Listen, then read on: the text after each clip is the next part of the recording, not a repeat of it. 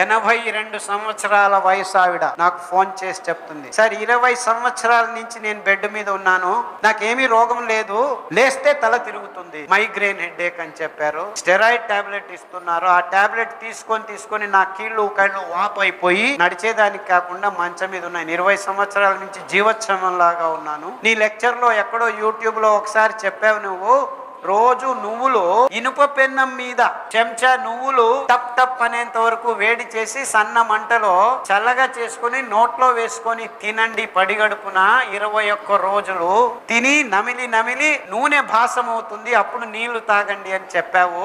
సరే 21 రోజులు కాదు, 7 రోజులు చేశాను, నా తల తిరుగుడుగా ఆగిపోయింది, లేచి నించున్నాను.